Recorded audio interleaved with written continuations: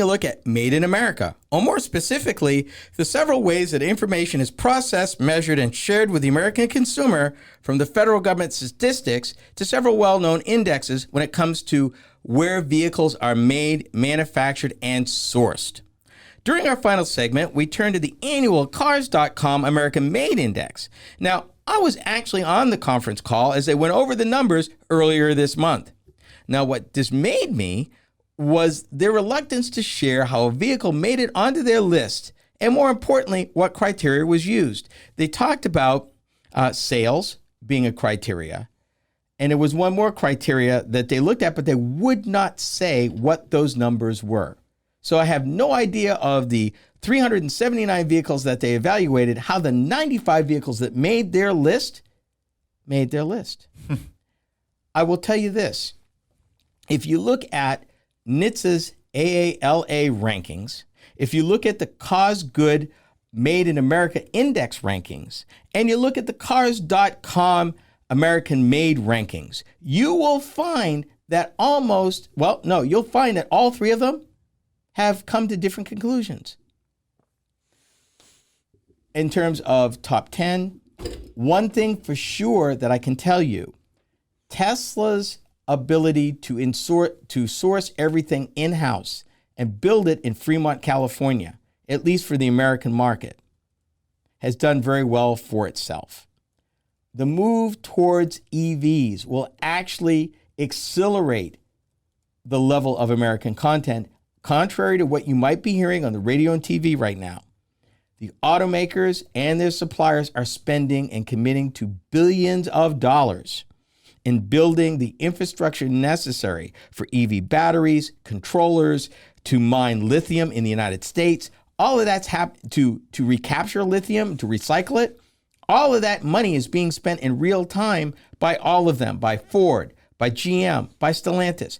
That's for openers. We haven't talked about Tesla, Rivian, and others that are making these investments. And that doesn't even include the tier one suppliers that work with the automakers, who are also spending this kind of money. I drove by Normal, Illinois and the Rivian plant on the way to Tennessee a couple weeks ago. Former Mitsubishi plant, former Diamond Star Motors plant. It's a little confusing. The exit, first of all, there's no exit. I didn't even see an exit for Normal, Illinois. All it says is Rivian, I'm pretty sure it says Speedway.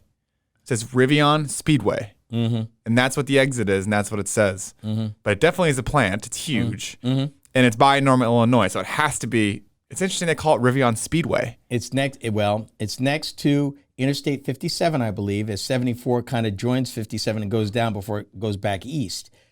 It was originally the Mitsubishi plant, sat idle for a number of years. Rivian bought it for a song because people wanted to go back to work, and the plant wasn't generating anything. Yeah. But I will point out that in 1989, that plant was actually run by both Chrysler and Mitsubishi together, Diamond Star Motors, built new. And as far as automobile assembly plants go, Tesla notwithstanding, it's considered it. In the olden days, it would have been considered a fairly new plant.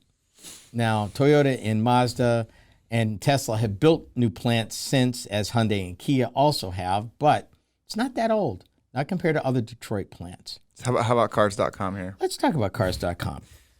Now, they talked a lot about not just their survey, but affordability, how electric vehicles are driving people back to American-made vehicles, and how that's going to be.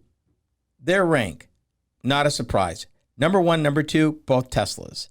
According to Cars.com, the most, and they don't give me a content percentage, but the most American of American-made vehicles is the Tesla Model Y, not the Tesla Model 3. It's in second place. Number three is surprising. It's the Lincoln Corsair, and it's built in Louisville, Kentucky. Number four, another surprise, Honda Passport, built in Lincoln, Alabama. Number 5 and 6, both Teslas, the Model X and the Model S. Number 7, the Jeep Cherokee, built in not at Jeep's Toledo plant, but actually built in a plant that was converted, a Chrysler plant converted in Belvidere, Illinois. Rolls out of there. And it's interesting because the platform didn't get developed by Chrysler. It got developed by Fiat, shared with Chrysler. So you talk about research and development. I wonder in the Kogod Index if the Jeep Cherokee would finish because of where the research and development for the platform was done. And the fact that the engine isn't made here. I believe the transmission may be made in Kokomo still. Yeah. But I don't believe the engine is. I will say this seems like something smart Tesla would do to just good PR. But it's interesting. I've never, 'cause like we said, this whole thing, we don't even know how it's determined. Mm-hmm. So it makes sense. Tesla could just submit some numbers. Maybe cars.com just takes them at their face value. But I would say, I feel like I would have heard this before. If it was that good a PR, I would have heard it somewhere like, oh, Tesla's the most American-made vehicle. It's made in America, this, that. But no, you always hear the China, or you hear even the factories in Germany. You do hear a little bit of the Texas plants, but I feel like if Tesla was trying to game this a little bit, you would have heard more of it. You would have thought. According to Cars.com, the remaining 3 vehicles that round out the top 10 are all Hondas. Not Toyotas, Hondas. The Honda Ridgeline, the Honda Odyssey, and the Honda Pilot. They all share one thing in common.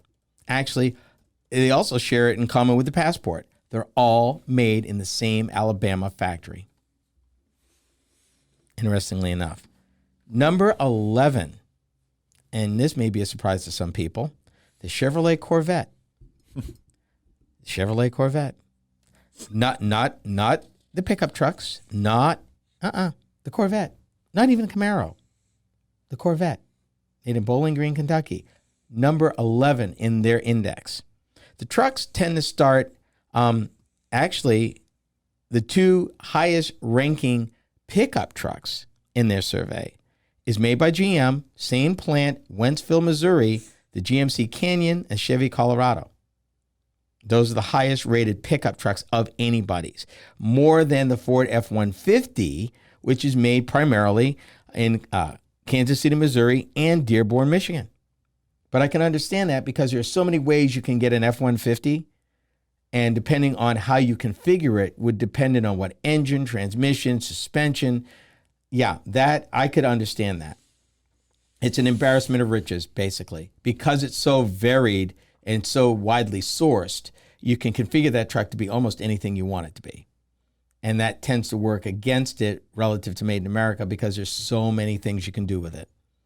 So it's very versatility, which is very American, makes it, as far as a ranking, it ranks all the way down in number 21. It makes the list, but it's less American than the Lincoln Corsair, than the Teslas, than even a Honda Odyssey minivan.